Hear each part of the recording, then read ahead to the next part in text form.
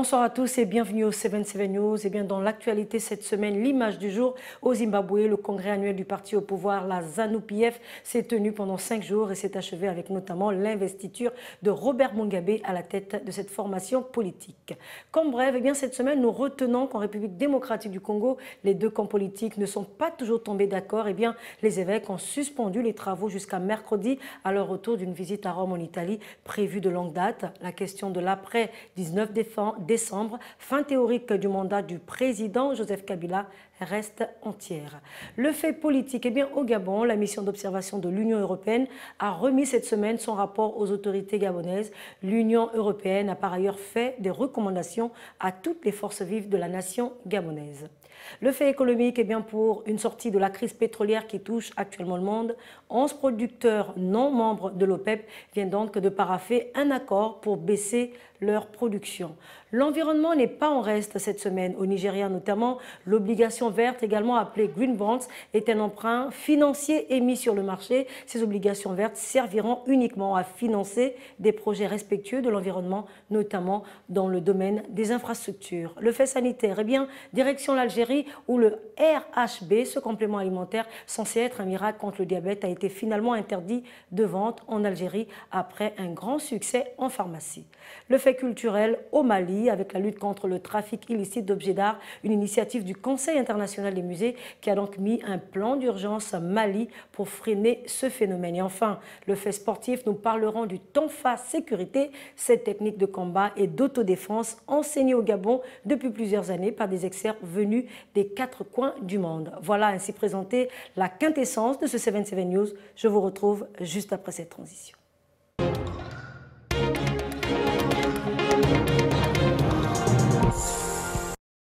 À nouveau, bonsoir. Je ne suis pas seule. Marielle est venue me rejoindre sur ce plateau. Alors, Marielle, bonsoir. Bonsoir, Patricia. Nous commençons justement avec l'image du jour et nous allons donc au Zimbabwe.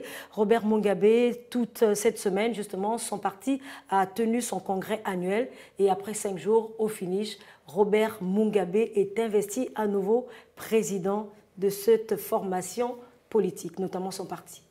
Et certains observateurs aimeraient se poser la question, est-ce que c'est une surprise? Et là, je pourrais vous dire, Patricia, oui et non.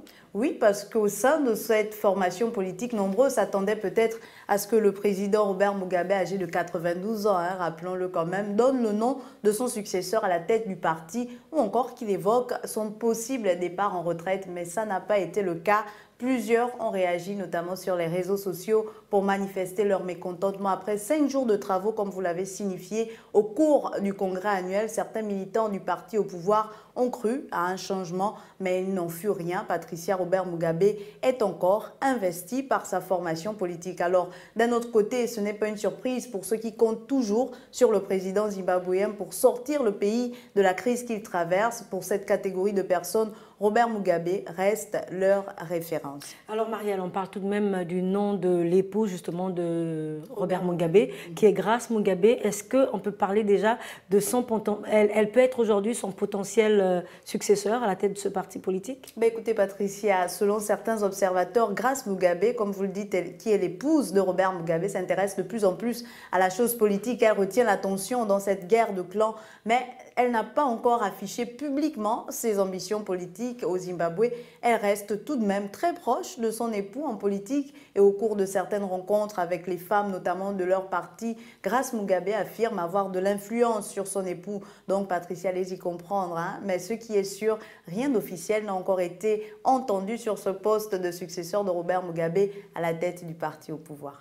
Alors Marielle, vous resterez avec nous. Nous parlerons également de cette brève politique qui concerne la République démocratique du Congo. Eh bien, les différents partis politiques, notamment la majorité et l'opposition, ne sont toujours pas tombés d'accord pour cette sortie de crise. Eh bien, aujourd'hui, les travaux sont suspendus. Qu'est-ce qu'on peut dire par rapport à cela, Marielle? Ben écoutez, Patricia, c'est le moins qu'on puisse dire. Il faut savoir que cela fait maintenant plus d'une semaine que les responsables politiques en République démocratique du Congo sont assis autour de la même table pour tenter de trouver un consensus sur l'avenir de leur pays, notamment en ce qui concerne concerne l'organisation de l'élection présidentielle. Les négociations d'hier samedi entre pouvoir et opposition sous l'égide de la conférence épiscopale pour trouver une sortie de crise politique n'ont pas permis d'avancer. Les évêques ont donc suspendu les travaux et ce jusqu'à mercredi à leur retour d'une visite de Rome à Rome. Voilà. Et la question de l'après-mandat du président Kabila reste donc tout entière, comme vous le signifiez plus haut, alors que côté pouvoir, on estime que les participants au débat sont déjà tombés d'accord sur les principaux points évoqués lors de ces pourparlers et que la reprise de mercredi devrait servir à concrétiser uniquement le consensus. Côté opposition, il n'en est rien. Pour Félix Tshisekedi, le numéro 3 de l'UDPS, aucun accord n'a été trouvé. Il demande donc au peuple congolais, face à la crise de l'égalité et de légitimité qui sera ouverte à partir de ce lundi 19 décembre, de demeurer vigilant et mobilisé pour la défense de la Constitution de la République. Vous comprenez, Patricia, qu'on est toujours au point zéro. Les visions des deux camps sont diamétralement opposées et plusieurs observateurs craignent donc de voir une escalade des violences dans ce pays d'Afrique centrale, notamment ces 19 et 20 décembre qui représentent la fin du mandat constitutionnel de Joseph Kabila. Alors Marielle, quelle peut être aujourd'hui l'atmosphère qui prévaut à Kinshasa, notamment la capitale? Mais écoutez Patricia, en ce jour, donc aujourd'hui dimanche, Kinshasa était sous forte surveillance policière et militaire après la suspension des pourparlers pour sortir le pays de la crise. En milieu de matinée, on a remarqué que les forces de l'ordre étaient déployées en nombre dans certains bastions de l'opposition, notamment au quartier chaud de cette mégapole qui, on le rappelle, comprend 10 millions d'habitants. Une situation déplorée par l'opposition. Pour les responsables de ce bord politique, le déploiement excessif et sans précédent du dispositif militaire sur toute l'étendue du territoire met de fait le pays sur pied de guerre. Malgré cela, les populations ont afflué normalement vers les églises, les populations qui attendent les conclusions de la conférence épiscopale alors que des tracts circulent en ville, notamment à Kinshasa, rappelant que le mandat de Joseph Kabila est fini. L'Union européenne a appelé au sens des responsabilités de tous afin d'atteindre un accord qui reste à portée de main pour permettre dans les plus brefs délais la tenue d'élections transparentes et crédibles en République démocratique du Congo. Alors, petite question, Marielle, avant le fait politique, c'est quand même une réunion de dernière chance pour la RDC. Une réunion de dernière chance, d'autant que nous sommes arrivés à terme, finalement, Patricia, du mandat de Joseph Kabila, parce que plusieurs observateurs et nous qui suivons la vie politique du côté de la RDC, on s'attendait à ce que les différents acteurs du dialogue devraient tomber d'accord au trop ce week-end. Mais malheureusement, avec cette visite de Rome, on a dû repousser l'échéance et il va encore falloir attendre. On a l'impression qu'on joue la montre du côté de la RDC, mais c'en est rien parce que du côté de l'opposition, on sent qu'on est déjà essoufflé et qu'on a envie de descendre dans la rue. Côté pouvoir, on est serein, comme si on n'était pas sur la même longueur d'onde. On est toujours diamétralement opposés. L'avenir nous le dira. On reste à observer cette situation du côté de la République démocratique du Congo.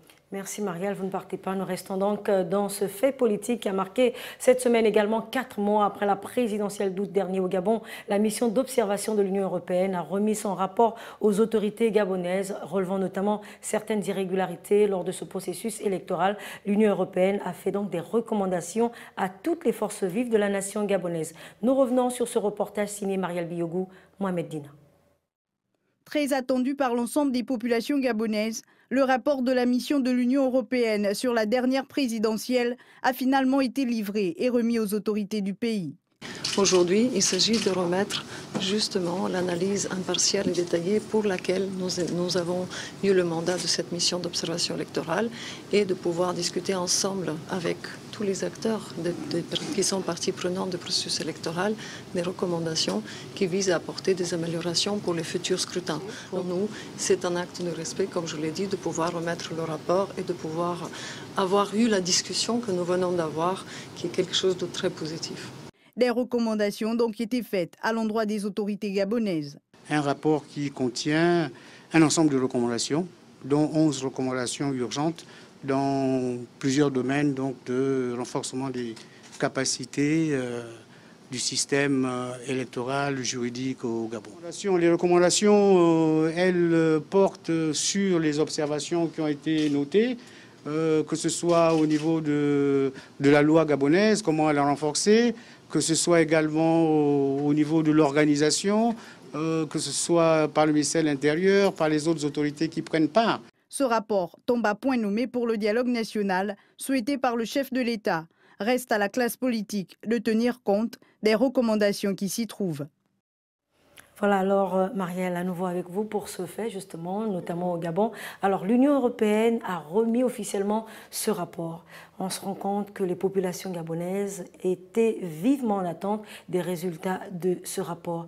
Pourquoi cette attention de la part des populations gabonaises? Écoutez Patricia, pour deux raisons simples que je vais énoncer ici. Primo, parce que l'Union européenne, il vous souviendra, était montée au créneau au lendemain des résultats provisoires de cette élection présidentielle. Et à ce moment-là, les tensions étaient vives du côté de Libreville, notamment la capitale gabonaise. Et la mission de l'Union européenne qui était là, il faut le signifier, à la demande des autorités de la République, avait pour devoir de veiller au respect des règles constitutionnelles lors du processus électoral. Donc, ces observateurs avaient pour mission d'assurer la crédibilité du scrutin en faisant une évaluation objective de la dite élection. Deuxièmement, parce que c'est une élection qui avait beaucoup d'enjeux pour les populations gabonaises. Après l'avènement du multipartisme dans les années 90, on a souvent assisté à un scénario, sinon au même scénario, face aux partis au pouvoir, devenus au fil des temps majorité présidentielle ou encore majorité républicaine pour l'émergence, des candidats de l'opposition qui affrontent le candidat du pouvoir en ordre dispersé. Il est vrai qu'il y a eu souvent des poids lourds, comme l'ont été Feu Pierre-Louis Ngonjo Okawe en 1993, Feu Pierre Mambundu en 1998 et 2005, ou encore Feu André Baobam en 2009, pour ne citer que cela. Mais le constat était celui-là, que les opposants allaient à ces élections présidentielles en ordre dispersé. En revanche, pour cette présidentielle de 2016, l'opposition, du moins certains considérés comme des ténors, avaient formé une coalition. On a donc eu l'impression que cela a permis d'éclaircir les idées du côté des populations quant au choix du futur président. Et donc, une certaine frange de la population pensait qu'avec ce rapport de l'Union européenne, elle serait confortée ou non sur la victoire de l'actuel président de la République, Ali Bongo Ondimba. Mais actuellement, qu'en est-il? Alors, qu'est-ce qui en est de ce rapport, Patricia? Il faut retenir que Maria Gabriel, qui était le chef de mission de cette mission de l'Union européenne, pour ne pas me répéter, et toute son équipe ont effectivement passé au peigne fin le processus électoral du côté du Gabon, le contexte politique, le système électoral, le cadre juridique, l'administration électorale, l'environnement médiatique, contentieux électoral et l'analyse des résultats. Tout a été analysé par la mission d'observation de l'Union européenne. Je peux revenir sur certains points énoncés donc par cette mission dans ce rapport. Pour la mission, le système de contrôle de constitutionnalité du Gabon est complet et efficace puisqu'il intègre des instruments de droit international. Seul bémol, il n'est pas suffisant pour garantir la pleine conformité du cadre juridique des élections, et cela, pas comme Oubele Boubeya, qui est le ministre des Affaires étrangères, l'a signifié dans le reportage. Et la mission cite la Constitution, la loi électorale et le code pénal qui établiraient un net déséquilibre en faveur du pouvoir exécutif. Pour la mission également, le CNC, qui est le Conseil national de la communication au Gabon, n'a pas joué son rôle. Il n'a pas su garantir l'accès équitable aux médias publics. La mission a reproché à la CNAP d'avoir omis de procéder à l'affichage public des procès-verbaux des bureaux de vote traités, et cela contrairement aux dispositions de la loi électorale en vigueur. Elle a toutefois salué le comportement responsable des électeurs qui se sont montrés désireux d'exercer leur devoir citoyen, mais elle n'a pas fait que des remarques, Patricia, et cela le ministre, le chef de la diplomatie gabonaise, Pacome Boubeya, l'a également relevé. La mission d'observation a également fait des recommandations à l'endroit des autorités gabonaises et de la classe politique en général. Parmi elles, on peut entre autres citer le renforcement de l'indépendance de la justice en revoyant la composition du Conseil national de la magistrature, intégrer dans la législation nationale le rôle de l'observation nationale et internationale. On a également la révision souhaitée par la mission de l'Union européenne de la loi sur les réunions publiques de 1960 afin de garantir la compétition équitable entre les candidats et partis politiques en ce qui concerne notamment les réunions en période électorale. Ces recommandations devraient servir, selon l'UE, à renforcer le cadre électoral en vue des prochaines élections. Et le ministre gabonais, comme je le disais avant, Pacome Oubele Boubeya, a dit la disponibilité et la volonté affichée du gouvernement de se saisir de ces recommandations. Alors peut-être une dernière question, Marielle. Est-ce que finalement ce rapport pourra changer l'issue de cette présidentielle? Mais écoutez Patricia, non, n'en déplaise à certains, non. Il ne pourra en rien changer l'issue de cette présidentielle. Tout part en effet du rôle que doit jouer chacun et du rôle que doit jouer en particulier un observateur. En fait, la mission de l'Union européenne, comme je le soulignais plus haut, n'a fait qu'observer, comme les autres observateurs de la présidentielle. Et Maria Gabriel, qui était le chef de mission, l'a bien signifié lors de la conférence de presse qu'elle a organisée après le dépôt de ce rapport aux autorités gabonaises. Il ne faut pas que les populations gabonaises confondent les rôles ou veuillent lui attribuer d'autres prérogatives qui ne lui incombent pas. La proclamation des résultats incombe à la Cour constitutionnelle et cette déclaration lève donc tout doute qui planera encore sur la validité de l'élection d'Ali Bongo Ondimba, puisque c'est le candidat du Parti démocratique gabonais qui avait, au sortir du contentieux électoral, été déclaré président élu de la République gabonaise. Merci Marielle Biogou pour toutes ces précisions et nous vous disons également au revoir. Nous poursuivons ce 7-7 News avec le fait économique. 11 producteurs non membres de l'OPEP viennent donc de signer un accord pour baisser leur production. C'est donc un accord supplémentaire pour essayer de sortir de l'impasse de la crise pétrolière. Le reportage est signé Judith Kwendo que nous recevrons juste après ce reportage. 11 États producteurs de pétrole et non affiliés à l'OPEP consentent à baisser sa production de 558 000 barils par jour. Ils ont donné leur accord de principe à Vienne, une décision qui fait suite à celle de l'OPEP. L'annonce a été faite par le président de l'OPEP et ministre qatari de l'énergie, Mohamed Saleh Al-Sada, à l'issue d'une réunion à Vienne, en parlant d'une décision historique. Cette baisse de la production résulte de plusieurs mois de pourparlers et négociations. Des 11 pays, la Russie, grand producteur, avait déjà annoncé, et ce, bien avant l'accord, qu'elle baisserait sa production de 300 000 barils par jour. Le Mexique, le Kazakhstan, la Malaisie, Oman, l'Azerbaïdjan, Bahreïn, la Guinée équatoriale, le Sud-Soudan, le Soudan et Brunei sont les autres pays signataires du dit accord, un peu en deçà de l'objectif de 600 000 barils qu'avait annoncé l'OPEP lors de sa réunion du 30 novembre dernier. Le ministre qatari de l'énergie a toutefois précisé que le cartel allait continuer à travailler en vue de convaincre d'autres producteurs extérieurs à l'organisation de contribuer à ce pacte. Après avoir inondé le marché d'or noir et provoqué une dégringolade spectaculaire des prix depuis 2014, les membres de l'Organisation des pays exportateurs de pétrole étaient parvenus le 30 novembre dernier à s'entendre sur une baisse de leur propre production de 1,2 million de barils par jour, dans le but de mettre fin à la volatilité des cours. Alors Judith Kwendo, bonsoir. Vous qui nous rejoignez. Patricia. On vient de suivre justement ce reportage. 11 pays producteurs non membres de l'OPEP ont donc décidé de baisser leur production pétrolière. Qu'en est-il exactement ? Oui, Patricia Mollet, il s'agit bien de 11 producteurs de pétrole non membres de l'OPEP qui ont donné leur accord à Vienne pour diminuer leur production de 558 000 barils par jour. Ils s'associent donc au pacte de limitation conclu entre membres de l'OPEP en vue d'une remontée des prix. Ce fut un accord historique qui a été atteint, Patricia. D'ailleurs, le ministre qatari de l'énergie l'a également dit à l'issue d'une réunion à Vienne en parlant d'une décision historique. Il faut noter, Patricia, que c'est le premier accord depuis 15 ans. Il a été conclu ce 10 décembre à l'issue d'une rencontre à Vienne entre la Russie, le Mexique, le Kazakhstan, la Malaisie, Oman, l'Azerbaïdjan, Bahreïn, la Guinée équatoriale, le Sud-Soudan, le Soudan et le Brunei. Alors, ce sont notamment ces pays-là qui ont décidé de réduire leur production de pétrole de 558 000 barils par jour, comme je le disais tantôt. Une décision qui fait suite, comme je le disais à l'entame de mes propos, à celle de l'Organisation des pays exportateurs de pétrole. Il y a 15 jours de réduire la leur de 600 000 barils par jour. Voilà donc, Patricia, ce sont ces éléments-là qui ont été décidés à Vienne récemment. Alors, à vous entendre, vous avez dit que c'est un accord historique. Peut-on revenir sur l'objectif de cet accord ?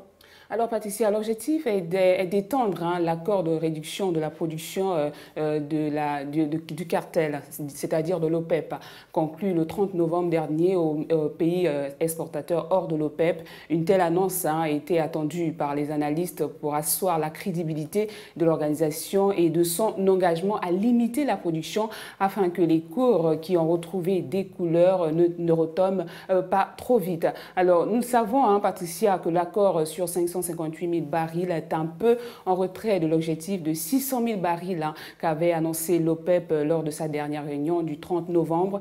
Mais le ministre qatari de l'énergie a précisé que le cartel allait continuer à travailler en vue de convaincre d'autres producteurs extérieurs à l'organisation de contribuer à ce pacte de limitation de la production d'or noir qui sera valable pour 6 mois à partir de début 2017. Pour les producteurs, il s'agit de la durée nécessaire pour que le marché connaisse un rééquilibrage au niveau de l'organisation. Est-ce que par rapport à cela, on peut parler d'une certaine pression que l'OPEP aurait peut-être initiée sur ces pays non membres de l'organisation ? Peut-être pas la pression en tant que telle, Patricia, mais plutôt une inquiétude, car déjà à la veille de la rencontre, les marchés affichaient une confiance prudente. Le Brent a terminé en hausse de 0,6% à 54,30 $, proche de ses plus hauts niveaux annuels, Patricia. Eh bien, avant la réunion de Vienne des 14 pays non membres invités à la réunion, seuls 5 pays ont accepté de participer à la réunion de Vienne. Et il faut dire que c'est une situation qui a un peu inquiété le cartel. Il craignait de ne pas atteindre son objectif fixé d'ailleurs depuis novembre, Patricia. Mais à côté de ça, il faut également noter que la Russie, le plus important des contributeurs non membres de l'OPEP, elle a annoncé son intention d'ailleurs d'abaisser sa production de brut de 300 000 barils par jour. Donc ce sont des éléments vraiment importants à souligner dans cet accord. Alors dans cet accord, y aurait-il aujourd'hui des doutes sur l'impact de cet accord historique, comme vous dites ?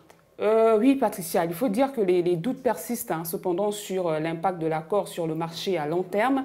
Plusieurs observateurs ont fait remarquer que la réduction sera calculée à partir de niveaux de production record et pourrait par conséquent pas suffire à régler le problème de la surproduction des 2 dernières années. Il s'agit d'une réduction sur le court terme qui vise l'excès d'inventaire et non une augmentation du prix du pétrole et qui déchaînerait au contraire la production à la fois aux États-Unis et dans le reste du monde. Par ailleurs, l'accord suppose qu'il n'y ait pas de net accroissement de la production en Libye et au Nigeria, tous deux exemptés de réduction en raison de la situation conflictuelle, comme on le sait, dans ces 2 pays. Alors, la décision prise par les pays membres de l'Organisation des pays exportateurs de pétrole le 30 novembre dernier à Vienne a un impact également sur le Gabon, il faut le souligner. L'OPEP impose au Gabon une réduction de production de 9 000 barils par jour.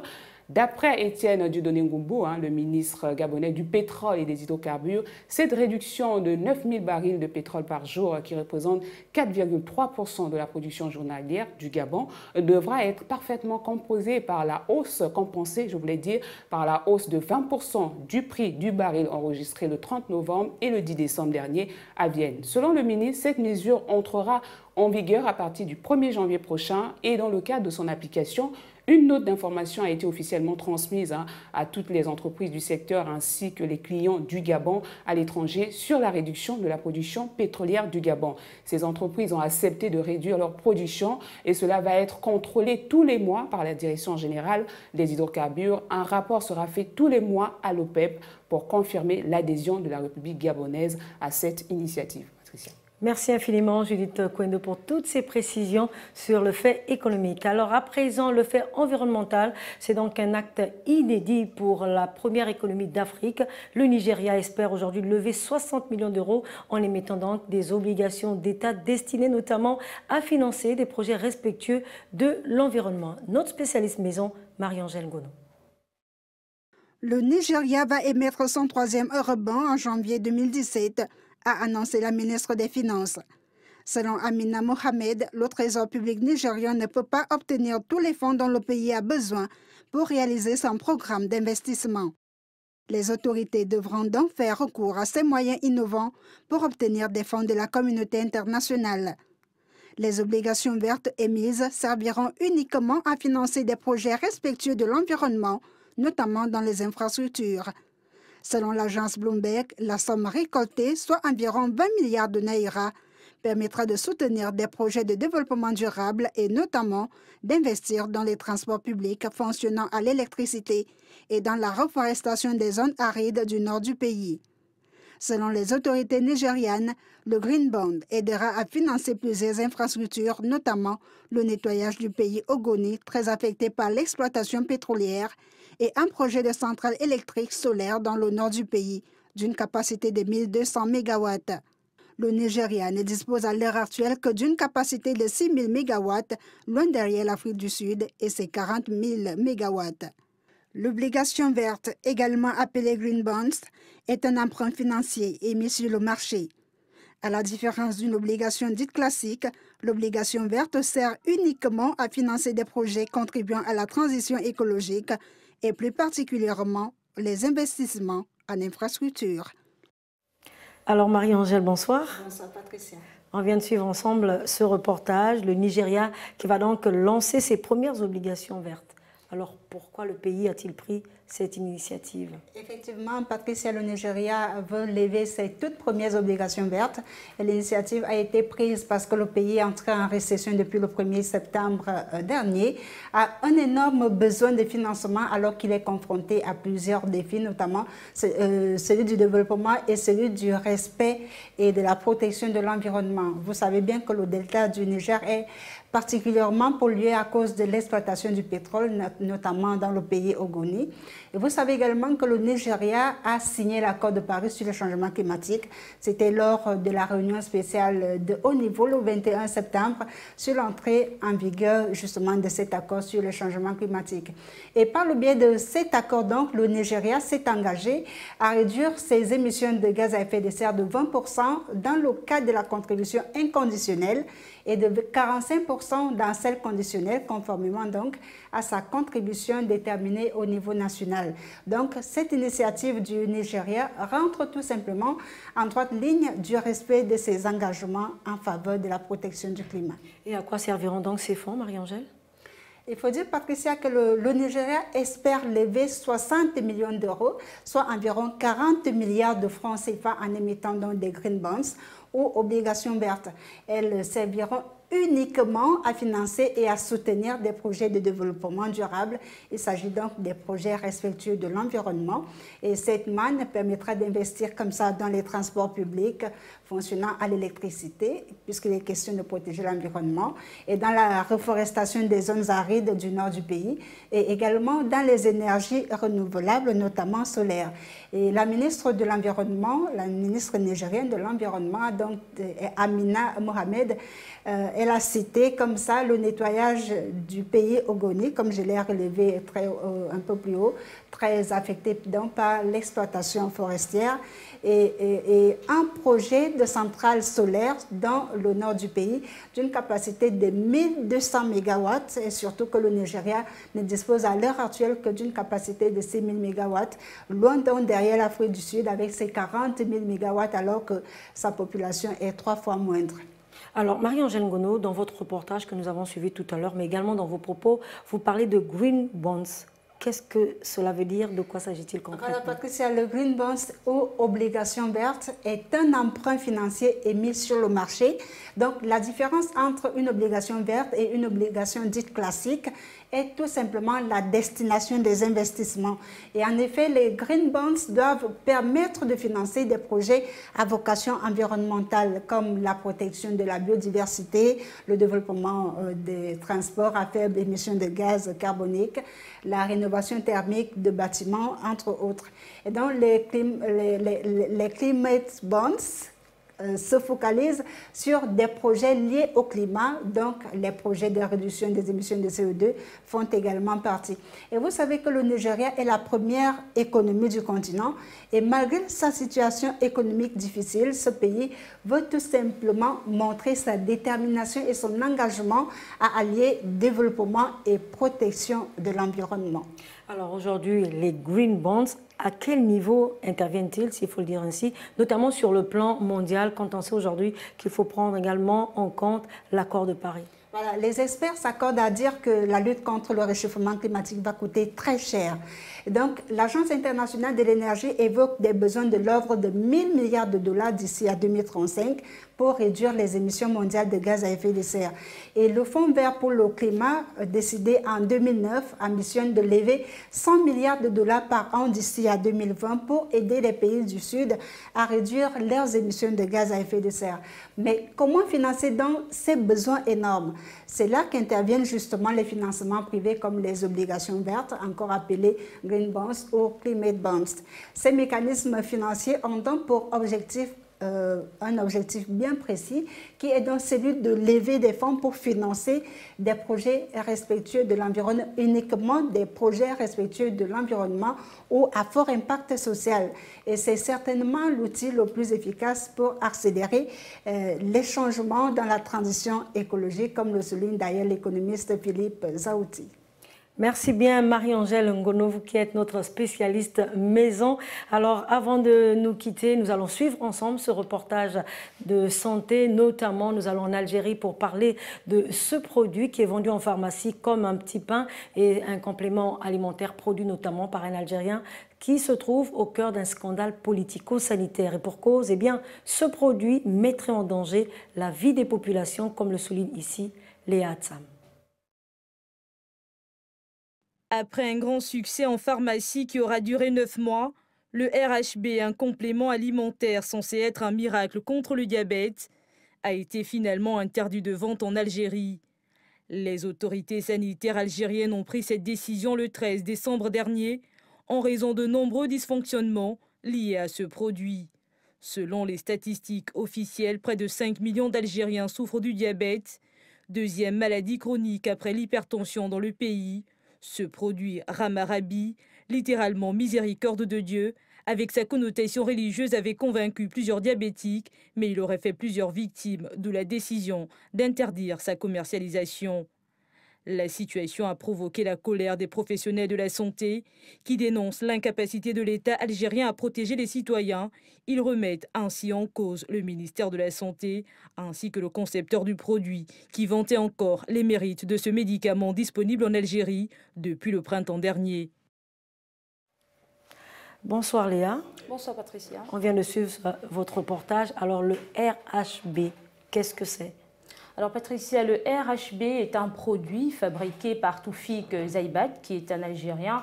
Et selon l'inventeur de ce produit, le RHB pourrait soigner le diabète. Et ce serait un remède miracle, un produit révolutionnaire qui a convaincu même les acteurs de l'État, notamment le ministre de la Santé, Abdelmalek Boudiaf, qui a même reçu dans son bureau Toufik Zaibat, soutenant que cette invention allait provoquer comme ça une révolution dans le traitement du diabète à travers le monde. Et le ministre avait fait la promotion de ce médicament et de son concepteur, allant jusqu'à laisser entendre que les diabétiques qui recourent au RHB pourraient se passer de l'insuline, d'où ce scandale, Patricia, politico-sanitaire, car il dévoile ainsi, selon certains observateurs, le manque de vigilance des autorités sanitaires du pays et remet en question le ministre de la Santé qui a vanté les bienfaits de ce produit qui représente aujourd'hui un danger pour les populations algériennes du fait de plusieurs dysfonctionnements liés à ce produit et qui, je le rappelle, est à la base voilà, un complément alimentaire qui est censé être un produit miracle contre le diabète. Il faut le rappeler, Patricia, qu'un complément alimentaire se caractérise essentiellement par 3 éléments.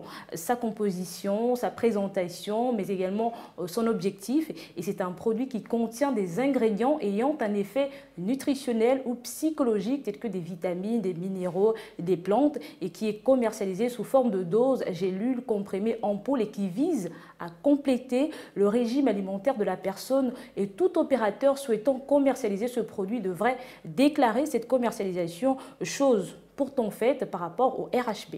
Alors Léa, est-ce qu'on peut parler aujourd'hui d'une certaine inefficacité face à ce produit ? Déjà, le plus gros problème, Patricia, c'est au niveau des effets de ce produit qui est plutôt nocif. Et c'est plutôt un produit conduisant les malades à la morgue au lieu de les guérir. Et des sources révèlent que les malades diabétiques qui ont pris ce médicament, donc le RHB, en abandonnant leur traitement habituel à l'insuline, sont retournés rapidement à l'hôpital dans un état comateux. Et ce qui soulève aussi le problème donc de manque de vigilance de la part de l'État, car au niveau de la démarche du processus d'accréditation de ce produit, produit, ce complément alimentaire a reçu les autorisations assez rapidement, alors qu'il y a plusieurs zones d'ombre autour même de l'initiateur de ce produit, notamment son parcours universitaire assez douteux et plusieurs mensonges de partenariat, notamment celui avec le groupe pharmaceutique Cedal, qui a d'ailleurs annoncé jeudi dernier, donc le 15 décembre, son intention de déposer une plainte contre lui car il avait prétendu avoir travaillé en collaboration avec cette entreprise publique qui est légitime. Alors la supercherie est d'une ampleur assez importante, Patricia, car vous imaginez, en Algérie, le diabète représente une menace assez importante. Et selon les statistiques officielles, près de 5 millions d'Algériens souffrent du diabète. C'est la deuxième maladie chronique après l'hypertension dans ce pays. Donc trouver comme ça un médicament contre le diabète au niveau national, c'est une bonne nouvelle, que ce soit pour le coût ou encore l'accessibilité de ce produit, mais ce n'est pas pour autant que les acteurs sanitaires du pays, notamment les autorités sanitaires, doivent légitimer ou encore crédibiliser si facilement n'importe quel charlatan beau parleur qui viendrait vanter les mérites d'un produit conduisant les malades à la morgue au lieu de les guérir. Alors justement, vous parlez d'un scandale par rapport à ce médicament. Est-ce que vous pensez que sur le cadre juridique, il y aura des dispositions qui pourront être prises ? Déjà, Patricia, vous savez, ce n'est pas juste un jeu de mots de dire que les produits censés guérir des malades les conduisent plutôt à la morgue, car ce phénomène est l'un des problèmes qui s'enflent de manière assez silencieuse dans le monde et de manière assez importante, et ce, malgré les alertes qui sont lancées de part et d'autre, par les ONG, mais également les associations qui luttent en faveur de l'amélioration de ce secteur. Alors, le cas de l'Algérie aujourd'hui lève le voile sur un bon nombre de cas. En Afrique subsaharienne, par exemple, vous avez, malgré le refus d'accréditation, il y a des médicaments qui sont quand même vendus au grand public, des médicaments de mauvaise qualité, vendus comme ça à des prix dérisoires. Et donc, il faudrait un arsenal juridique plus répressif, la loi pharmaceutique, la commission d'homologation du médicament de laboratoire, mais également de contrôle de qualité et bien d'autres pour faire face à cette arme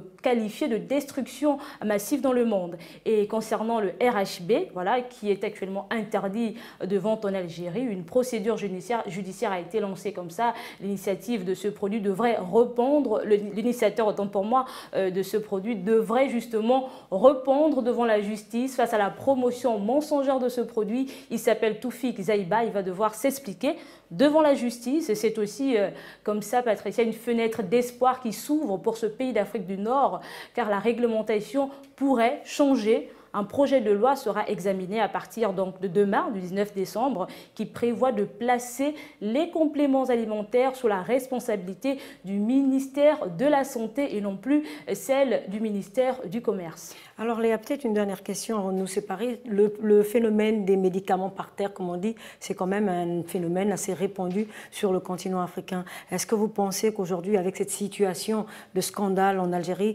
ça pourra soulever d'autres problèmes comme ce phénomène ? Bien sûr, Patricia, d'où le fait d'en parler aujourd'hui, de lever ce problème qui se déroule du côté de l'Algérie, de l'Afrique, donc du Nord. Actuellement, la vente des médicaments illégalement sur le continent noir, c'est un problème qui fait couler beaucoup d'encre et de salive. Et effectivement, le fait d'en parler démontre qu'aujourd'hui, on peut trouver des solutions, on peut trouver vraiment des solutions qui puissent résoudre ce problème qui malheureusement a causé la mort de centaines de milliers de personnes et d'enfants qui sont malheureusement les plus victimes et les démunis qui n'ont pas assez de moyens pour se rendre dans les pharmacies. Alors aujourd'hui, l'État doit mettre en place des mesures sanitaires assez importantes, assez sévères pour justement contrecarrer ce problème qui fait aujourd'hui de nombreuses victimes au niveau du continent mais également au niveau de la planète tout entière. Merci à Léa pour ces précisions. Le fait culturel, eh bien cette semaine, le vendredi 16 décembre notamment, était un grand jour pour l'art africain. Il a donc été dévoilé au Musée national de Bamako au Mali, la liste ouest-africaine des biens culturels en péril et notamment la liste baptisée Urgence Mali. C'est une initiative du Conseil international des musées dont l'une des missions essentielles est de lutter contre le trafic illicite d'objets d'art. Roland Diaco. L'ICOM a déjà recensé 16 listes rouges concernant 25 pays sur le continent. Cette rencontre permettra au Conseil international des musées de distribuer aux services de police et de douane du monde entier des listes types d'objets protégés afin que les autorités puissent agir en cas de soupçon de trafic. C'est pour leur faciliter la tâche que l'institution internationale édite depuis l'an 2000 des listes d'objets répertoriant les genres et les catégories. Si un douanier trouve par exemple une statuette dans un sac, il peut consulter la liste de l'ICOM et en cas de doute le saisir et demander une expertise. Manuscrits de Tombouctou, vases funéraires nigériens, têtes Ife en laiton, tous les objets d'art ne sont pas vendables. Certains sont protégés par les lois nationales. Ce sont souvent des objets anciens qui sont recherchés par les collectionneurs. Un trafic extrêmement difficile à endiguer, d'autant que les douaniers et les policiers ne savent pas toujours distinguer un objet autorisé ou interdit à la vente. La première liste d'objets d'art africains publiée en 2000 avait permis de récupérer aux frontières douanières 600 statuettes nigériennes. En 2011, la police afghane avait saisi près de 8000 objets pillés durant la guerre. Avec la section Urgence Mali, la liste ouest-africaine de Bamako pourra contribuer à freiner le vol d'objets et de manuscrits après la crise de 2012.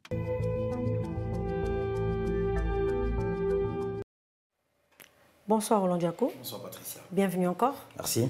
Alors ce reportage, la liste rouge d'urgence des biens culturels en péril, de quoi s'agit-il ? Alors, il faut dire, Patricia, que la lutte contre le trafic illicite, parce qu'il s'agit de cela, des biens culturels, nécessite le renforcement des instruments juridiques et l'utilisation d'outils pratiques permettant de diffuser l'information, de sensibiliser le public et d'empêcher les exportations illégales des objets d'art africain et dans le monde. Suite à des rapports donc, faisant état de dommages et de pillages sur de nombreux sites patrimoniaux, l'ICOM, qui est le Conseil international des musées, a décidé comme ça de publier la liste rouge d'urgence des biens culturels en péril, dont le but d'aider les professionnels de l'art et du patrimoine et des agents des forces de l'ordre à identifier les objets qui sont protégés par la législation, par les législations nationales et internationales afin de faciliter leur identification. La liste d'urgence donc a illustré les catégories ou types d'objets culturels qui sont les plus susceptibles d'être achetés et ou vendus illégalement. Il faut dire aussi que les musées, les maisons de vente, les marchands d'art et les collectionneurs sont exhortés à ne pas faire l'acquisition d'objets semblables sans avoir vérifié au préalable et de façon minutieuse leur provenance ainsi que la documentation légale correspondante. Alors, en raison de la diversité considérable des objets, des styles et des époques, la liste rouge d'urgence des biens culturels en péril est loin, très très loin d'être exhaustive. Alors donc, en définitive, tout bien culturel susceptible de provenir des 25 pays concernés, parce qu'il y en a justement 25 pays qui ont été répertoriés, doit faire l'objet d'une attention particulière, très particulière, pour que les objets d'art de ces pays-là ne puissent plus se retrouver de façon illégale dans des musées, que ce soit en Occident ou sur le continent africain. Alors Roland Diaco, vous pensez que cette démarche de l'ICOM pourra justement freiner véritablement ce trafic illicite d'objets d'art ? Bon, je fais déjà un break en arrière, notamment dans les années, au début de l'année 2000, où la première liste d'objets d'art africains publiée avait permis, par exemple, de récupérer en douane 600 statuettes nigériennes. Et en 2011, la liste afghane a conduit à la saisie de près de 8000 objets pillés durant la Deuxième Guerre mondiale. Alors, la liste ouest-africaine dévoilée à Bamako comporte une section Urgence Mali en raison du risque important de vol d'objets et de manuscrits suite à la crise de 2012. Alors, parmi ces objets, comme je l'ai dit, les manuscrits de Tombouctou, par exemple, des vases funéraires nigériens et bien d'autres objets importants du continent africain. Alors, des objets très anciens, recherchés justement par les collectionneurs. Alors, il faut dire que ce qui rend le trafic difficile à démonter est le fait que les policiers et douaniers ne savent pas exactement ou encore toujours ne savent pas toujours faire la différence entre un objet dont le commerce est autorisé et un autre objet interdit à la vente. Alors oui, je réponds par l'affirmatif que cette organisation donc, gouvernementale, née en 1946, qui compte aujourd'hui plus de 17 000 membres à présent dans 150 pays, y compris le continent africain, tous des professionnels des musées qui ont en charge la préservation et la protection du patrimoine culturel, pour stopper le trafic illégal immatériel de notre patrimoine culturel, même si, pour être efficace, le combat doit être mené par tous, car la lutte, Patricia, contre la circulation frauduleuse des objets passe par une collaboration étroite entre tous les professionnels, les responsables des musées, les services de police et de douane, les gouvernements, les acteurs du marché de l'art, des intermédiaires, des collectionneurs. Alors, si chaque profession respecte son propre code de déontologie, le danger sera considérablement réduit, voire éradiqué. Donc, une grande démarche de la part de l'ICOM, d'ailleurs, qui est saluée par bon nombre de gouvernements à travers le monde, parce qu'il faut voir qu'il ne s'agit pas seulement de l'Afrique, il s'agit de la Syrie, il s'agit de l'Irak, où il y a vraiment une guerre incessante qui se vit dans ces pays-là. Donc, et à partir de ces guerres-là, il y a le pillage, il y a le gaspillage, il y a le vol des objets importants qui font partie de l'histoire de ces pays-là. Et pour nous, sur le continent africain, il est important de pouvoir les conserver, parce qu'on comprend bien que nous qui avions encore, quand je parle de nous, je parle de l'Afrique, nous, effectivement, nous qui avons encore cette manière de conserver la royauté, ou encore de garder notre lignée, donc on comprend qu'il y a des objets qui retracent notre histoire. Et si ces histoires-là sont aujourd'hui perdues ou effacées, parce que certains objets qui sont très symboliques n'existent plus, c'est un gros danger pour nos pays. Donc il va falloir que non seulement les gouvernants, comme je l'ai cité, les collectionneurs, les marchands d'art, les douaniers, les policiers, bref, toutes les personnes susceptibles de pouvoir faire en sorte que ce trafic puisse s'arrêter, non qu'à mettre la main à la pâte et ne pas prendre ça à la légère. Parce qu'un monde sans histoire, vraiment, c'est un monde perdu, et notre continent n'a pas le droit de perdre son histoire. Alors parmi ces objets, justement, lesquels sont aujourd'hui menacés? Alors, en réponse, Patricia, je veux dire qu'à l'urgence, en réponse à l'urgence de la situation, une liste de catégories d'objets archéologiques africains particulièrement victimes du pillage avait été établie lors de l'atelier sur la protection du patrimoine culturel africain qui s'est tenu à Amsterdam. C'était du 22 au 24 octobre 1997. Alors, organisé par l'ICOM, je rappelle que le Conseil international des musées, dans le cadre de son programme Africam, il avait rassemblé des professionnels des musées africains, européens et nord-américains, afin de mettre en place une politique comme pour lutter contre le trafic illicite des objets culturels africains et favoriser les accords régionaux et internationaux. Alors, dans cette liste rouge, on a entre autres les terres cuites du plateau de Bushi, des régions de Katsina et de Sokoto, les terres cuites et bronze d'Ifé, les statues en pierre d'Est, tous du Nigeria. On a aussi les terres cuites, les bronzes et les poteries de la vallée du Niger. On a les terres cuites, les bronzes, les poteries et les statuettes en pierre du système de Boura du Niger et du Burkina Faso et des zones environnantes. Alors, on a aussi les terres cuites du nord du Ghana et de la Côte d'Ivoire. On a les terres cuites en bronze dit Sao du Cameroun, du Tchad, du Nigeria. Donc, il faut préciser que ces objets sont parmi les biens culturels les plus touchés par le pillage et le vol. Alors, protégés par les législations de leur pays, ils sont interdits d'exploitation et ne doivent en aucun cas être proposés à la vente. Donc, on voit tout de suite, Patricia, qu'au fur et à mesure que nous parlons de ce projet de l'ICOM, on voit que l'objectif principal est de protéger ces objets d'art. Parce que on a souvent l'impression, parce qu'on voit par exemple, nous, dans l'Afrique sous-régionale, en Afrique centrale, on a des masques, par exemple, qui ont une valeur significative et qu'on ne peut pas estimer, on peut vraiment pas estimer la valeur de ces objets-là. Donc, vous comprenez qu'il va falloir quand même, à un moment donné, nous puissions prendre conscience. Nous, puisque c'est un combat, comme je l'ai dit un peu plus haut, de tout le monde. Donc, il va falloir que nous puissions prendre conscience que notre histoire est basée, entre autres, ou encore en quelque sorte, dans ces objets-là. Parce que si on se retrouve aujourd'hui avec des objets d'art qui datent de plusieurs années avant Jésus-Christ, c'est parce qu'on a su les conserver. Par exemple, en Égypte, qui est un berceau très important de l'histoire du continent et du monde. Donc, on voit que si on peut encore regarder les pyramides, c'est parce qu'il y a eu cette conservation. Alors, Roland, vous allez poursuivre. Vous parlez justement de ce combat. Le combat concerne tout le monde. Exactement. Alors, vous avez parlé aussi un peu plus haut de la collaboration entre les services compétents. Vous avez cité la douane, mais également la police. Vous pensez quelle démarche pourrait être effectuée pour essayer de contrecarrer justement ces différents faussaires? Bon, je l'ai dit, Patricia, parce que vous savez, quand on fait un listing des objets d'art qui sont protégés, qui ne peuvent pas être vendus ou encore qui ne peuvent pas être exposés sans avoir obtenu les autorisations de gouvernement d'où proviennent ces objets, c'est déjà important, c'est un pas. Par exemple, vous allez voir que si vous parlez du cas de la drogue ou de la cocaïne, par exemple, donc vous voyez que dans les aéroports, on a interdiction de voyager avec ces produits-là. Donc, si la douane, où on fait souvent passer ces objets d'art-là de manière peut-être... Il faut que le contrôle soit...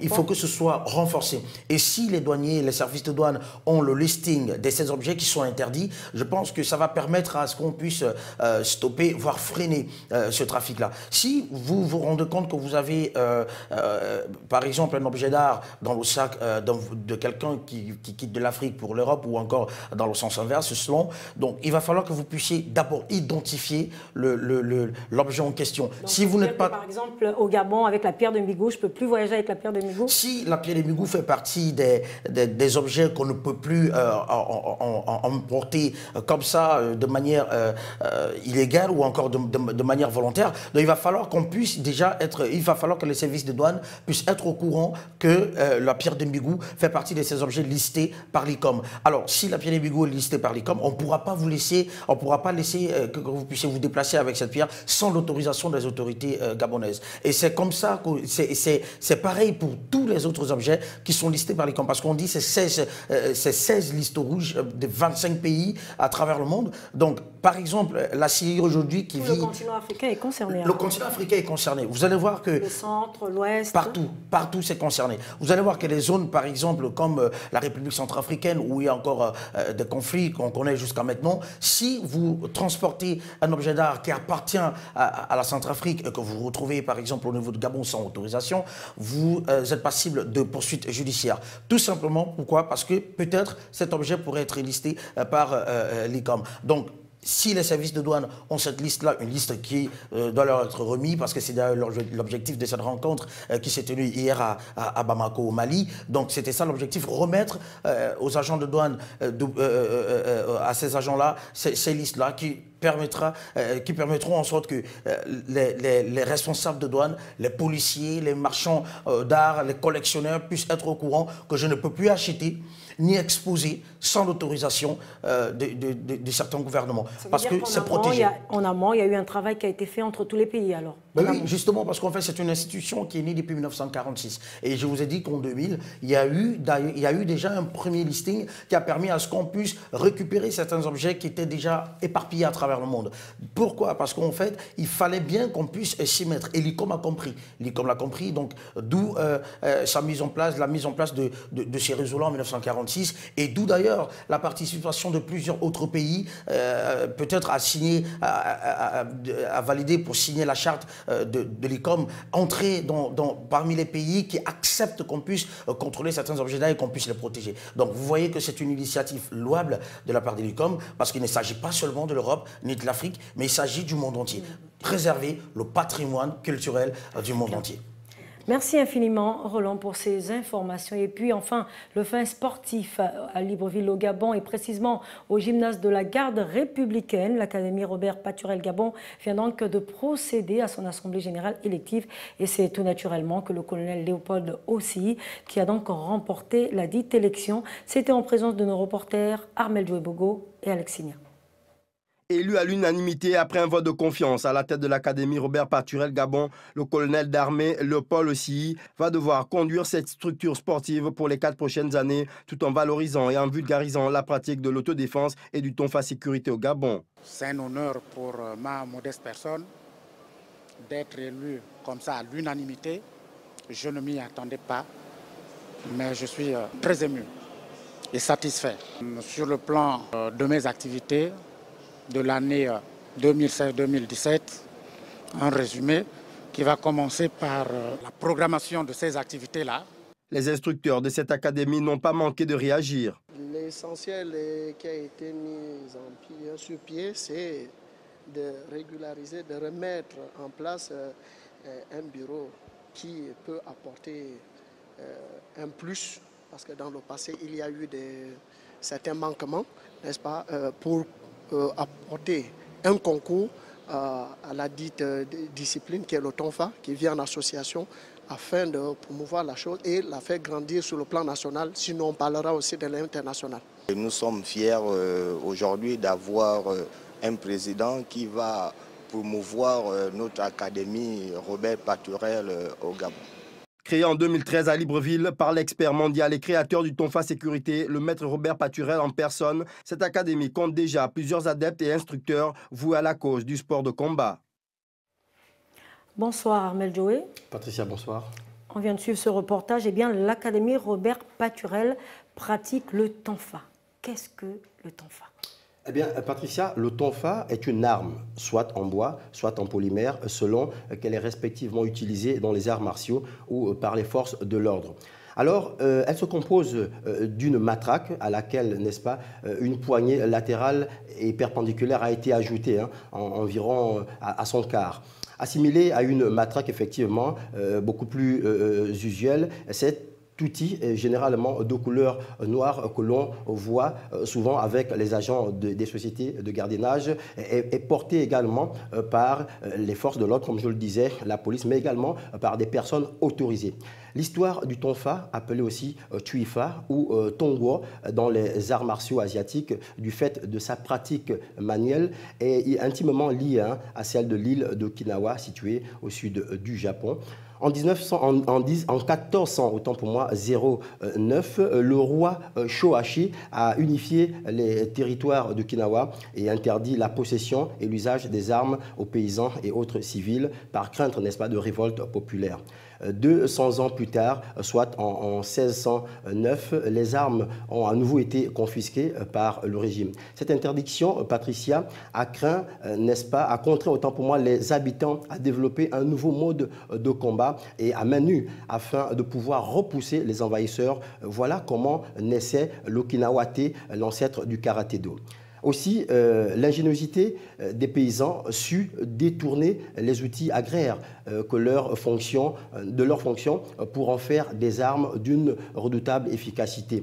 C'est ainsi que le TONFA était effectivement à la base une poignée de moules à moudre, donc un instrument qui servait à réaliser plusieurs tâches, surtout pour moudre le riz.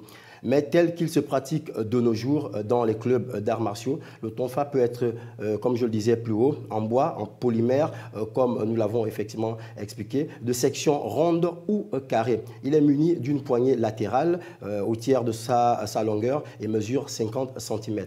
Pour obtenir une bonne maîtrise technique et une certaine dextérité, sa pratique demande beaucoup de souplesse, de force et d'agilité dans les doigts, les poignets, les coudes et les bras. Toute la subtilité de cette arme repose sur le mariage de la souplesse et de la force afin de doser l'intensité lors de son utilisation, aussi bien en impact reçu que donné. Il s'utilise traditionnellement par paire pour donner un maximum d'efficacité. C'est donc un exercice réclamant une parfaite coordination technique des membres supérieurs ainsi qu'un total équilibre du corps tout entier. Seulement, il est très important effectivement de noter que c'est une arme de 6e catégorie. Alors c'est quoi une arme de 6e catégorie? Une arme de 6e catégorie aujourd'hui, c'est ce que malgré les origines domestiques et martiales dont on a parlé plus haut, n'importe qui, n'est-ce pas, n'a pas le droit de la porter ni de la posséder, car elle est comme un poignard ou un fusil qui sont interdits, n'est-ce pas, aux civils, sauf si l'on dispose d'un certificat de port de TONFA ou d'une autorisation spéciale d'une institution policière ou militaire. Alors, vous nous parlez ou vous nous retracez l'origine, sinon l'historique du TONFA, mais on a souvent entendu parler du TONFA sécurité. Est-ce qu'il y a une différence entre ces deux mots? Comme nous l'avons déjà expliqué, le TONFA a des origines dans la pratique des arts martiaux. Mais de nos jours, il est désormais vu que tout le monde, effectivement, ne peut pas utiliser, n'est-ce pas, cette pratique sans autorisation administrative et son transport, n'est-ce pas, est réglementé et ne peut se faire sans motif légitime. Donc, lorsque l'on parle, par contre, de Tonfa sécurité, il faut voir là toute la structure qui gravite autour de la pratique de cette arme désormais utilisée comme outil de défense et même d'attaque par les forces de l'ordre telles que la police nationale, la gendarmerie, l'armée, la garde républicaine, la sécurité pénitentiaire et même les sociétés de gardiennage dont on parlait, reconnues par le ministère de l'Intérieur. Alors, vous parlez justement de l'Académie Robert Paturel. Cette académie qui porte le nom de Robert Paturel. Qui est Robert Paturel? Patricia, le maître Robert Paturel, il faut bien le spécifier, est un boxeur français de cette discipline martiale appelée la savate. Il a 64 ans aujourd'hui. Il a été aussi 6 fois champion de France, puis champion d'Europe en 1984. Il commence sa carrière professionnelle comme pâtissier, puis comme portier de discothèque en France. Policier depuis 1976, il est détaché à la compagnie de moniteurs de police en 1980, car devenu expert en matière de défense. C'est lui qui importe le tonfa en France et codifie son utilisation dans le programme officiel de la formation française de tonfa sécurité. C'est cette méthode qui est désormais enseignée dans les écoles de police en France et au Gabon et même dans d'autres pays, n'est-ce pas, d'Afrique. Il crée en 2002 la boxe de rue qui est issue de sa pratique des sports de combat et son expérience sur le terrain. Il rejoint l'Académie des arts de combat de son ami Éric Keke. Le maître Robert Paturel a également joué dans plusieurs films dans lesquels il était souvent conseiller technique. Il a publié 8 ouvrages, dont L'Esprit du combat et Tonfa sécurité. Et son premier roman, Patricia Moellet, Les Panthères noires de Briève, sorti en mars 2010, sans oublier son livre intitulé Mémoire du raid, sorti en 2011. Il a également écrit le livre référentiel Boxe de rue, technique et étendue comportementale. En 2013, il est invité au Gabon par l'un de ses élèves, le maître Olivier Marion, qui vit dans le pays depuis plusieurs années et qui est responsable d'une société de gardiennage. Cette année-là, il crée l'Académie Robert Paturel à Libreville, après avoir formé plusieurs instructeurs au cours d'un stage de 2 semaines d'apprentissage. Et c'est cette année, et c'est cette académie, cette année-là, qui vient justement d'élire son nouveau président en la personne du colonel Léopold Ossi, dont le reportage est passé tout à l'heure.